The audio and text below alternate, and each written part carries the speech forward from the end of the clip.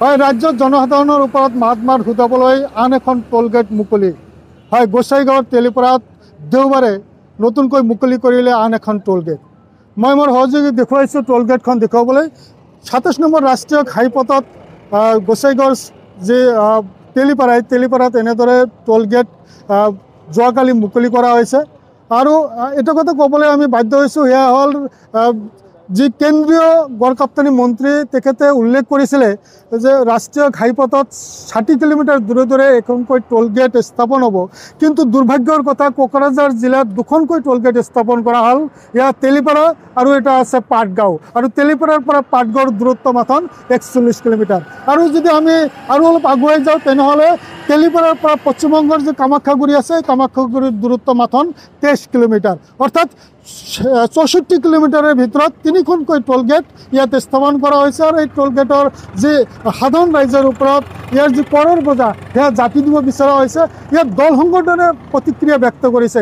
আমি সেই দৃশ্য আমি আপোনালোকক দেখুৱাইছোঁ। আমি প্ৰথমতে কথা পাতিব বিচাৰিম নেমচুৰ গোসাইগাঁও জিলা সভাপতি আছে, তেখেতৰ লগত। কি ক'ব? হয়, চাওক, পোনপ্ৰথমে আমি নেমচুৰ ফালৰ পৰা আপোনালোকক আন্তৰিক শুভেচ্ছা জনাইছোঁ। কাৰণ আপোনালোকে জানে যে গোসাইগাঁও জিলাৰ অন্তৰ্গত তেলিপাৰাত যি টোলগেট যোৱাকালি যি মুকলি কৰা হ'ল, আচলতে তেলিপাৰাৰ গাত লাগি থকা কামাখ্যাগুৰিত যি টোলগেট এটা মুকলি কৰা হৈছে, অলৰেডি আছেই। আৰু এখন টোলগেট কোকৰাঝাৰৰ পাটগাঁৱত যি টোলগেট আছে, সেই টোলগেটখন কিন্তু আচলতে ৩খন টোলগেট আচলতে চৰকাৰী অনুযায়ী নীতিন গাডকাৰী যিখন কথা কৈছিলে যে এই ৬০ কিলোমিটাৰ ডিষ্টেঞ্চত এখনকৈ টোলগেট হ'ব, আচলতে সেই নিয়মত কিন্তু হোৱা নাই। তো আমি এই টোলগেটৰ যি পাটগাঁও যি টোলগেট আছে, আচলতে সেই পাটগাঁও টোলগেটখন বহল ৰাখিব লাগে, নহ'লে এইখন উঠাব লাগে, আৰু নহ'লে এইখন উঠাব লাগে, নহ'লে সেইখন বহল ৰাখিব লাগে। কাৰণ আচলতে চৰকাৰী যি নীতিন গাডকাৰী যিখন কথা কৈছিলে সেই হিচাপত আচলতে টোলগেট হ'ব লাগে।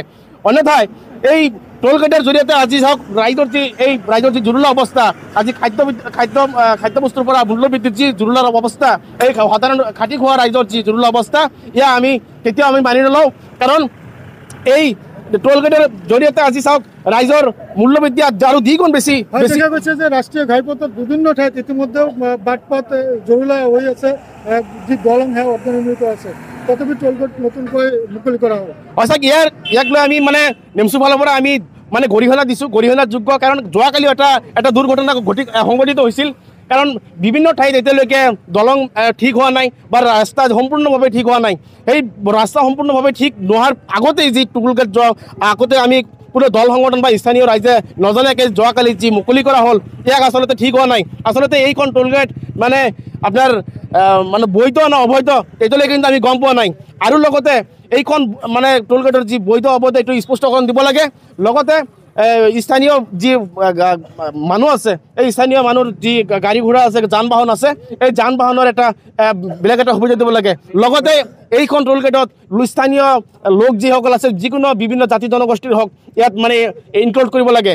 অন্যথাই আমি নিয়োগ কৰিব লাগে। ধন্যবাদ থাকিল। হয়, ধন্যবাদ থাকিল। আমি কথা পাতিব বিচাৰিম সদৌ অসম বেংগলী যুৱ ছাত্ৰ ফেডাৰেশ্যনৰ গোসাইগাঁও জিলাৰ কৰ্মকৰ্তা আছে, সভাপতি আছে, তেখেতৰ লগত। কি ক'ব দাদা? এইটো বহুতেই যোৱাকালি আমি ইয়াতে দেখা পালোঁ যে এইটো আমাৰ তেলিপাৰা টোল প্লাজা নতুনকৈ যোৱাকালি উদ্বোধনী কৰিছে। তো এইটো বহুত দুৰ্ভাগ্যজনক কথা যে এখন ডিষ্ট্ৰিক্টতে দুখন টোলগেট। ইয়াৰে পৰা ৪১ কিলোমিটাৰ দূৰত পাটগাঁও, তাতে আৰু এখন অলৰেডি ৰানিং আছে এইটো টোলগেট। তো যিটো কেন্দ্ৰীয় চৰকাৰে নীতিন গাডকাৰী ছাৰে যিটো কৈছিল যে প্ৰতিখন জিলাত এখনকৈ টোলগেট হ'ব আৰু ৬০ কিলোমিটাৰৰ অন্তত এখনকৈ টোলগেট থাকিব।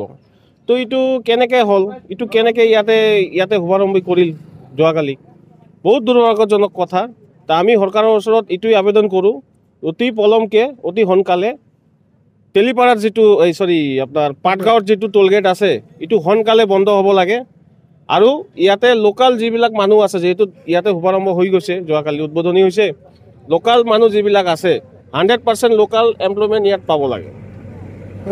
হয়, ধন্যবাদ থাকিল। হয়, আচলতে ইয়াৰ মূল কথাটো হ'ল যে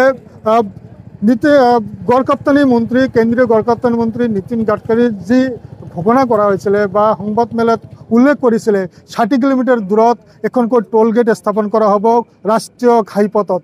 কিন্তু তাৰ বিপৰীত দৃশ্য এটা দেখা গ'ল। সেয়া হ'ল যে ২৭ নম্বৰ ৰাষ্ট্ৰীয় ঘাইপথত গোসাইগাঁও যি এখন নতুন টোলগেট মুকলি কৰা হ'ল তাৰ লগতে কোকৰাঝাৰ জিলাতে আন এখন টোলগেট সেয়া পাটগাঁৱত আৰু তাৰ লগতে কামাখ্যাগুৰিত যিখন টোলগেট আছে ইয়াৰ দূৰত্ব টোটেল দূৰত্ব কিন্তু 64 কিলোমিটাৰ আৰু 64 কিলোমিটাৰত 3খনকৈ টোলগেট ইয়াক লৈ বিৰূপ প্ৰতিক্ৰিয়া ব্যক্ত কৰিছে বিভিন্ন দল সংগঠনৰ লগতে যি যান বাহন গধুৰ যান বাহনৰ চালক আছে সেই চালকসকলেও আমি চালকসকলৰ লগত আমি কথা পাতিছোঁ তেখেতসকলে কৈছে যে আমি টোল টেক্স দি আমি ভাগৰি পৰিছোঁ এনেকুৱা এটা পৰিস্থিতি আহি থিয় হৈছে কাৰণ বৰ্তমান মূল্যবৃদ্ধিৰ সময় সমগ্ৰ ৰাজ্যখনত দেখা গৈছে বিভিন্ন পণ্য সামগ্ৰীৰ মূল্যবৃদ্ধি হৈছে আৰু ৰাষ্ট্ৰীয় ঘাইপথেৰে বিভিন্ন পণ্য সামগ্ৰী গধুৰ যান বাহনেৰে লৈ যাব লগা হয় আৰু এই গধুৰ যান বাহন লৈ যোৱাৰ ক্ষেত্ৰত এনেদৰে যদি 10 কিলোমিটাৰ 15 কিলোমিটাৰ বা 20 কিলোমিটাৰৰ ভিতৰত যদি এখনকৈ টোল টেক্স দিব লগা হয় তেনেহ'লে তাত প্ৰতিটা বস্তুৰ মূল্যবৃদ্ধি হোৱাটো স্বাভাৱিক কথা আন এটা কথা আমি ক'ব পাৰি সেয়া হ'ল